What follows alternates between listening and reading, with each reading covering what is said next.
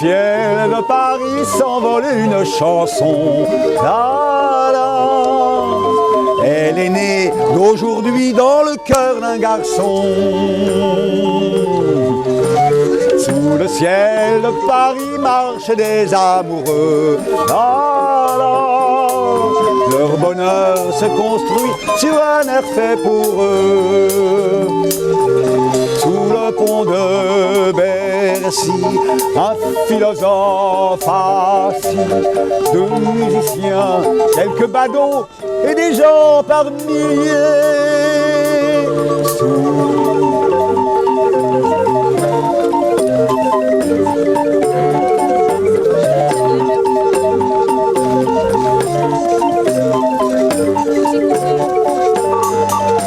Il y a une petite foule.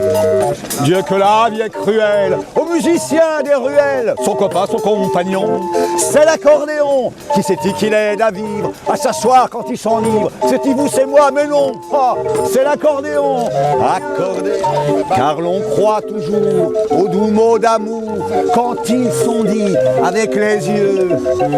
Moi qui l'aimais tant, je le trouvais le plus beau de Saint-Jean, c'est lui. Il restait grisé, sans volonté, sous ses baisers.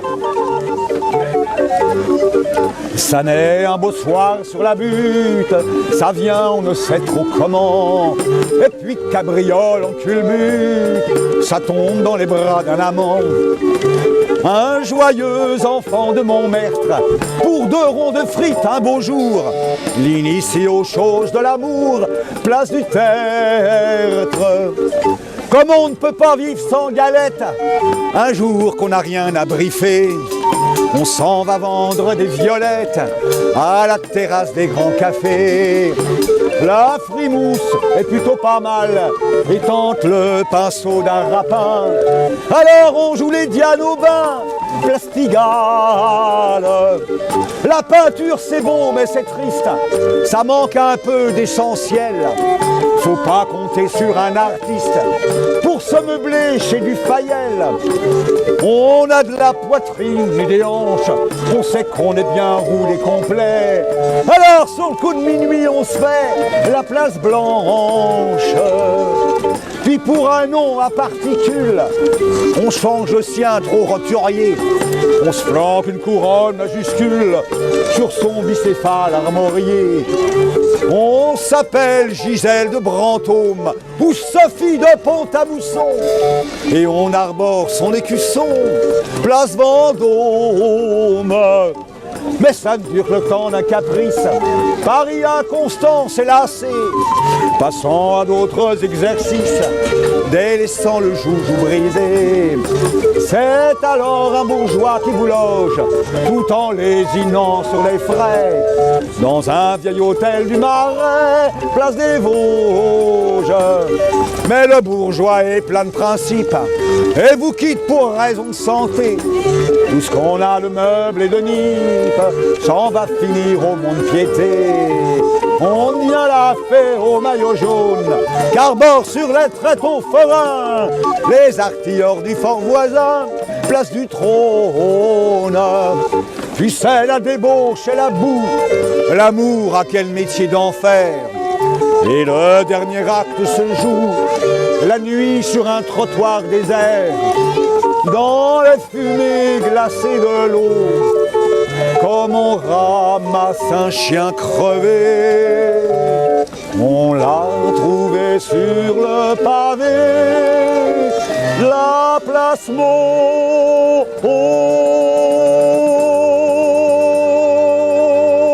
Axel, bonjour. Bonjour. Alors, on a entendu parler d'Axel Jolicoeur. Est-ce que tu peux nous en dire un petit peu plus? Oui, alors Axel, c'est moi. Hein, c'est mon nom de baptême, on va dire ça comme ça. Et le nom de baptême de mon instrument, c'est Jolicoeur. Je crois que c'est la meilleure manière de définir les choses, quoi, la plus simple. Jolicoeur voilà, parce qu'au départ, je voulais créer une association. Puis je me suis renseigné là-dessus, j'avais fait un stage là-dessus. Ça me semblait un peu disons, compliqué pour une seule personne. Au départ, on était deux. Il y avait Talou Talou, qui était ma compagne dans la vie et compagne chanteuse aussi. D'accord. Et on chantait ensemble. Donc ça s'est créé au départ à deux. Hein. D'accord. Et d'ailleurs, moi, j'aurais une préférence. C'est toujours plus agréable de chanter à deux parce qu'on a la possibilité de créer plus d'animation, de créer un espace autour de nous plus animé. Et l'un peut tourner la manivelle pendant que l'autre peut aller inviter les gens à danser. Ou bien on peut aussi se reposer la voix de temps en temps. Enfin, il y a tout ça. Ça permet, ça augmente les possibilités. Maintenant, aujourd'hui, je suis tout seul.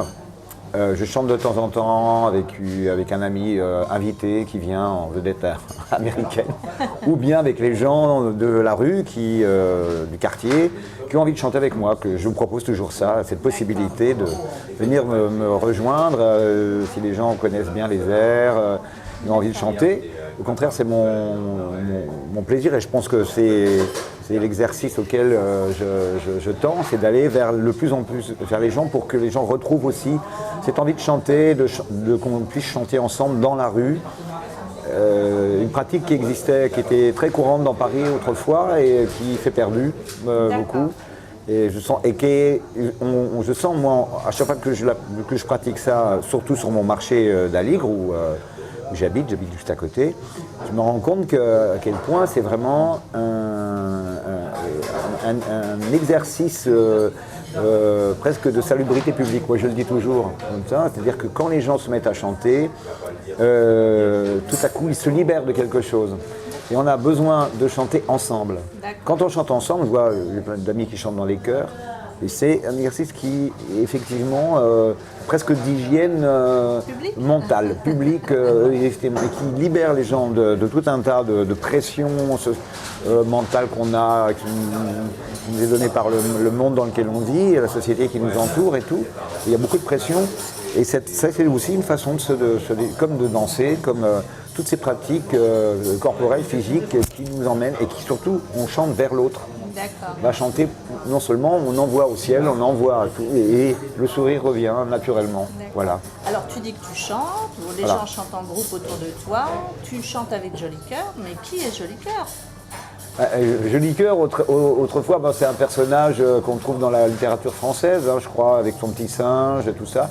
Moi, je ne connaissais pas très bien, mais simplement, je trouvais que le mot de Joli Cœur, c'est quelque chose qui allait bien, qui m'allait bien, moi, parce que, c'est quelqu'un qui aime bien le rapport aux autres, qui aime bien la séduction.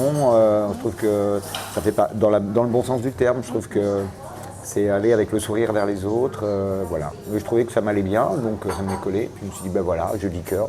Ok, donc ton j'adore. De barbarie, c'est Joli Cœur. C'est Joli Cœur. Alors souvent, et Joli Cœur, c'est aussi, il faut le dire parce que j'ai oublié, je l'avais oublié lui. C'est un petit singe que j'ai, d'ailleurs Talou, c'est Talou qui avait pensé à ça au départ, qui un jour m'a offert un petit singe qui fonctionne avec des piles à l'intérieur et qui se met, quand on lui caresse un peu la jambe, il y a un petit point comme ça, et qui se met à bouger, à danser et à chanter. Alors j'aime bien dire que c'est mon assistant qui vient en première partie, qui était chanteur à la Scala de Milan, et que voilà, il est là ce matin pour chanter avec moi.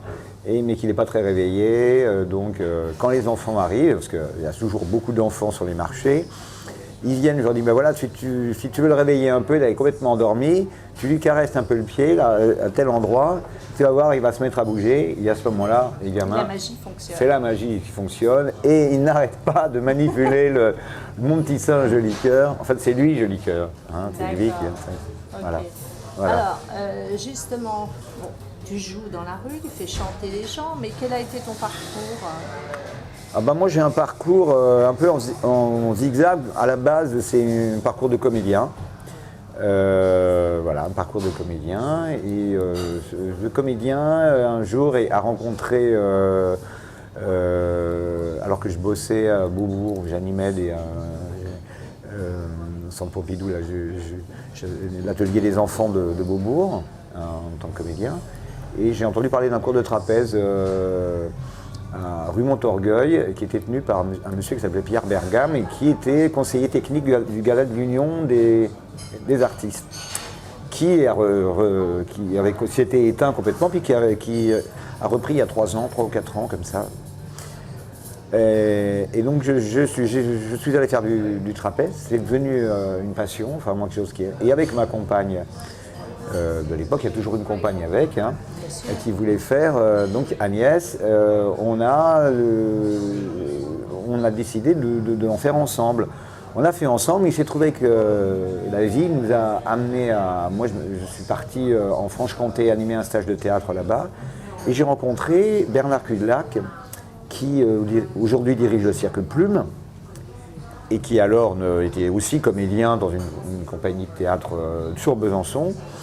Et au bout de quelques mois, on s'écrivait, on se racontait nos vies, tout ça. Et je lui dis, voilà, moi je fais du trapèze. Il me dit, moi je fais du jonglage et tout ça. Et on a décidé, c'est eux qui m'ont envoyé un courrier en me disant, voilà, on a envie de faire du cirque. On va acheter un chapiteau avec Guy. Est-ce que tu serais partant sur le projet? On sait que tu travailles de Moi, bien sûr, lui c'était un peu comme un rêve de gamin. Lui, c'était différent de rêve qu'on se dit, bon, on ne fera jamais. Et puis voilà, bon, on avait, avec ma compagne, on avait pas grand-chose. À Paris, j'habitais Montmartre à l'époque. J'habitais rue Le Pic. Et on s'est dit, allez, on se lance dans l'aventure, on large ce qu'on avait, on n'avait pas grand-chose, mais on avait des choses comme ça, puis on part là-bas, à l'aventure, on rachète le tube Citroën de Guy, qui était un vieux tube comme ça, peint, avec une galerie sur le toit, pour monter sur le toit, et on part dans un petit village à côté de Besançon, qui s'appelait Chéilly, à côté de Quinget, et moi, parisien, n'ayant toujours connu, né, je le précise, rue Nollet, dans le quartier des Batignolles, donc j'ai toujours plaisir à dire que je suis un petit gars des Batignolles, un vrai Parisien. Tu nous as dit que tu avais habité rue Le Pic à Montmartre. Dominique, qui est des Nôtres de Paris, est aussi originaire de Montmartre. Il a habité Ouais, ça tombe bien. Il est né ça tombe bien. à Montmartre. Donc forcément, on va parler un petit peu de la rue Le Pic, puisque tu Oui, es de oui, Montmartre. oui. Alors, Oui, c'est vrai, ouais. Ouais. dis-nous. Ah, mais j'ai passé un bon séjour là-bas, enfin quelques années, à peu près 8 ans, ouais, et j'ai déménagé, je crois, 5 fois. Quand 5 fois, j'ai eu le premier lieu, j'habitais, c'était à rue Le Pic, au 45, en face de l'école communale. Après, en fonction des... parce que j'avais mon ami avec qui j'ai fait du cirque, ensuite Agnès, on habitait là, donc dans son espace à elle. Et de temps en temps, on se séparait parce qu'on se disputait, voilà, on n'avait plus envie de déménager dans ce cas-là. Donc j'habitais rue Gabriel, en haut, derrière les marches du Sacré-Cœur. J'ai habité rue d'Anrémont, en bas, juste au-dessus du cimetière, là, 3 bis. Rue d'Orcel, vers le marché Saint-Pierre. Et puis, je crois que c'est tout. Enfin, c'est déjà pas mal. Donc j'ai bien connu. Tu as eu des points de vue différents sur Montmartre? Ah oui, complètement, alors, ouais.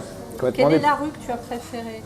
Enfin, l'ambiance? Je crois que les deux, il y a rue Le Pic et rue d'Orcel. Rue d'Orcel parce que j'ai vécu, on habitait à plusieurs dans un appart, on faisait des fêtes très souvent parce qu'on habitait au rez-de-chaussée. On invitait les gens à faire la fête dans tout l'immeuble, c'est-à-dire qu'on faisait des fêtes collectives.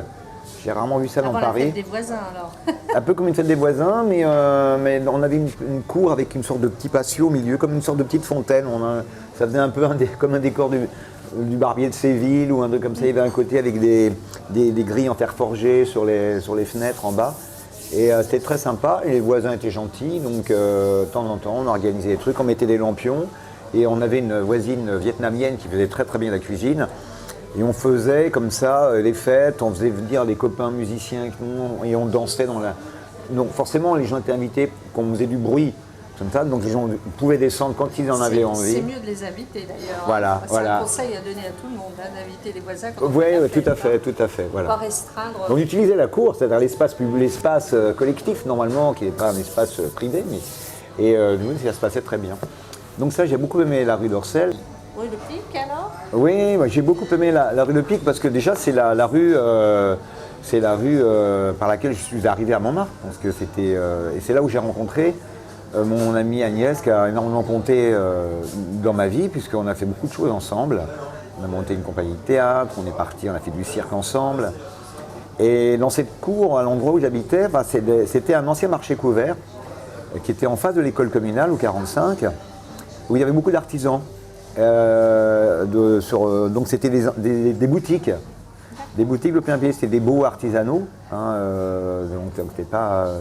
Et donc il y avait un bijoutier de renom d'ailleurs qui faisait des bijoux. Comment il s'appelait déjà? J'ai oublié son nom tout à coup. Il y avait une peintre qui avait connu, c'était une ancienne mannequin, qui avait connu. Il n'y a que des personnages qui avaient vécu une histoire. C'était plein d'histoires aussi. Et il fallait passer un petit passage comme ça. Il y avait comme une sorte de petite, de passage. Et il y avait ces boutiques dans le fond. Il y avait Gougy, voilà, je me souviens. Gougy, c'était un créateur de bijoux qui vend dans le monde entier, qui préparait ses. Donc il y avait toute cette ambiance-là. Et les chats. Il y avait beaucoup de chats aussi. Il y avait les chats, parce que les artisans, les artistes ont souvent des chats. Et donc il y avait ces chats. Et nous, on avait notre chat. Il y avait des souris? Notre siamois. Non, peut-être des souris, je ne sais pas. Enfin bon, c'était un espace qui. Et surtout, alors il y avait un lieu aussi qui rassemblait beaucoup les gens, un lieu qui était une librairie, qui était tenue par une femme extraordinaire qui s'appelait Annie Grenard. Et cette librairie s'appelait La Brouette. C'est une librairie qui rassemblait tous les gens du quartier, qui fédérait tous les artistes, tout ça. Elle avait beaucoup de mal à s'en sortir financièrement parce que les gens, c'était une librairie quand même qui est destinée quand même à vendre des livres. Mais c'était aussi un espace où on se retrouvait pour faire des fêtes associatives, pour y installer des expositions. Il y avait une salle dans le fond. Dans la rue Le Pic? Là c'était pas dans la rue Le Pic, c'était juste derrière, c'était dans la rue Colincourt. Sa librairie était rue Colincourt, mais tout près, parallèle, enfin bon. Et donc, il y avait aussi, pour en venir maintenant à la radio, il y avait aussi tous les gens de la radio, de cette radio qui s'était créée à l'époque, c'était l'éclosion des radios libres. Et notre radio à nous, c'était Fréquence Montmartre. À ne pas confondre avec Radio Montmartre, qui était une radio un peu musette, accordéon, etc. Nous, c'était, voilà, on avait une grille de programme assez complète, avec pas mal de choses. Et on était installé, notre bâtiment a changé plusieurs fois. Et après, on s'est retrouvé dans la rue de la Vieux-Ville, qui était un bâtiment qui était rue de la Vieux-Ville. Et là, mon vieux copain Hubert Roger, qui avait une émission de chansons françaises, il était très féru de chansons françaises, il connaissait, c'était un grand amoureux de Ferré, tout ça, et moi aussi. Donc on allait voir plein de concerts gratuitement grâce au fait qu'on avait cette radio, etc. Donc on était invités à voir des choses. C'est ça que j'ai découvert, je suis allé voir de nombreuses fois Ferré, Léo Ferré, qui était mon chanteur préféré. Voilà. Alors Axel, tu joues de l'orgue par Paris, mais alors, comment ça fonctionne? Parce qu'il faut Il faut des cartons, voilà. D'accord. Il faut des cartons. Les cartons, si tu veux, c'est une partition en fait. En gros, c'est une partition d'une chanson. Alors plus c'est un carton, plus la chanson est longue, plus le carton est gros et lourd, plus il est cher aussi, parce que ça, voilà, c'est nos. Et on a besoin de ces cartons. L'expression d'ailleurs populaire qui dit te faire un carton, je ne sais pas si ça vient de là en tout cas, mais en tout cas, nous on a besoin de faire des cartons régulièrement pour que ça marche, pour que ça tourne. Parce que c'est un instrument de musique mécanique, il y a plein de choses, il y a plein de formes d'instruments, il y a des instruments à hanches, à flûte, le mien c'est un instrument à flûte, et un système pneumatique. Il y a le système pneumatique, système mécanique. Bon, ça, c'est un langage un peu technique, mais disons qu'il y a différents types d'orgues. Et le mien, c'est un orgue à 27 touches, on appelle ça 27 touches, c'est-à-dire qu'il y a 27 notes. C'est-à-dire que l'arrangeur, mon arrangeur, celui qui fait les cartons, non seulement qui les fabrique, mais aussi qui fait les arrangements musicaux, il les fait à partir de 27 notes. C'est donc, quel que soit, donc il y a les instruments qui font beaucoup plus gros, beaucoup plus volumineux, mais qui sont plus lourds à déplacer, il faut une voiture, enfin, c'est des 42 touches. Là, il y a plus de possibilités harmoniques. Donc, Voilà, ça c'est un peu technique, mais alors mon carton, une fois qu'il est que j'ai fait l'acquisition de ces cartons, c'est assez cher. C'est pour ça que moi, je viens me placer dans mon quartier où j'habite, le quartier d'Aligre, et le plus célèbre marché de Paris, hein, le plus vieux marché de Paris. Et comme j'habite à côté, eh bien, je n'ai qu'à descendre à mettre mon orgue, parce que j'habite au 5e étage, le mettre dans mon ascenseur, je descends et j'arrive sur le marché. Et ma foi, donc soit le samedi, soit le dimanche, en général de préférence le week-end parce qu'il y a plus de monde, je descends et je vais tenter d'enchanter la rue, la place du marché avec mon petit orgue de Barbarie. Alors pour cela, donc j'ai parlé des cartons juste pour dire que le monsieur qui me fait les cartons, il s'appelle Pierre Charial, c'est quelqu'un de très important, enfin, qui est même chevalier, il était fait chevalier des arts et lettres, c'est un grand musicien, et puis il est venu à faire des cartons, aujourd'hui c'est devenu son entreprise, hein, son entreprise, il en a fait une entreprise, qui doit avoir un catalogue avec 6 ou 700 titres de chansons, donc c'est assez important. Et sur Paris, il y a lui et un autre monsieur qui s'appelle Antoine Bitran, ils sont deux. Donc pour avoir ces musiques-là, eh ben, c'est lui encore aujourd'hui, c'est un monsieur qui doit avoir pas loin de 70 ans. Il aura sans doute une relève, mais c'est chez lui que je me procure ces chansons, sans quoi je ne pourrais pas chanter. Donc voilà, ça c'était pour l'instrument. Et donc le quartier d'Aligre, j'avais envie de parler de mon quartier, parce qu'aujourd'hui j'avais parlé de Montmartre, dans le quartier dans lequel j'ai habité pendant une dizaine d'années. Aujourd'hui, ça fait maintenant 17 ans que j'habite non pas à Aligre, mais que j'habite le quartier de Bastille, on va dire, puisque j'habitais rue du Faubourg Saint-Antoine avant. Là maintenant, j'habite rue Emilio Castellar, au-dessus de la célèbre librairie La Brouette. La Brouette, non, La Brouette c'était avant. La terrasse de Gutenberg, je mélange les souvenirs. Hein. C'est la terrasse de Gutenberg, tenue par Michel qui est aussi un personnage du quartier. Ça fait 35 ans qu'elle existe, sa librairie. Donc voilà, c'est ce quartier que maintenant j'habite depuis 8 ans et qui est devenu mon quartier d'élection, vraiment mon quartier de cœur, tout simplement parce que ça reste encore un quartier dans Paris qui garde son caractère associatif, et le fait que ce marché ait lieu tous les jours de la semaine sauf le lundi, ça lui donne son côté vraiment vivant, et ça le protège un peu de la boboisation générale qui se fait sur Paris en général, parce qu'il y a le caractère associatif. J'ai envie de faire de la pub pour la commune, parce que la commune libre d'Aligre, il y avait 3 endroits comme ça. Il y avait le quartier de la Butte aux Cailles, qui est aussi un quartier fédéré assez libertaire, hein, qui était un lieu qui a compté beaucoup pendant la Commune de Paris. Montmartre, qui a compté aussi, où il y avait des gens qui se réfugiaient là-bas. Et ce quartier d'Aligre, qui était un quartier d'artisans, tenu par les artisans du bois. Hein, tout le faubourg Saint-Antoine, le quartier du faubourg, c'était les artisans du bois. Donc c'était des gens qui se serraient, qui serraient les coudes, quoi, qui étaient ensemble. Donc la Commune libre d'Aligre aujourd'hui organise beaucoup de choses, un festival, des repas partagés, un vide-grenier, un carnaval chaque année, et voilà. Merci Axel, c'était super. Donc bravo à Joli Cœur, bravo à Axel, et on sera des fidèles du marché d'Aligre. Avec plaisir. Surtout le samedi et le dimanche. Hein, surtout, alors je répète, donc c'est le samedi, le dimanche. On n'a pas parlé d'activité d'Oïne, mais bon, ça c'est un truc pour autre chose. Ça sera pour une autre fois. Donc oui, le rendez-vous c'est soit le samedi à partir de 10h, je suis là, soit le dimanche, pareil, à partir de 10h, 10h30, jusqu'à 14h, parce que le marché dure plus longtemps le dimanche. Les gens prennent en train ensemble avec les amis qui viennent. C'est un rendez-vous d'amis aussi pour ça.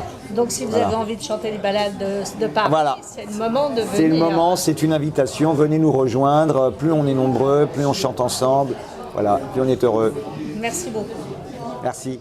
Que descend la nuit, comme il n'a pas de quoi se payer une chambrette, un couple heureux vient s'aimer en cachette, tel du courant d'air. l'on ne paie pas cher. Parfum et l'eau, c'est pour rien, mon marquis, sous les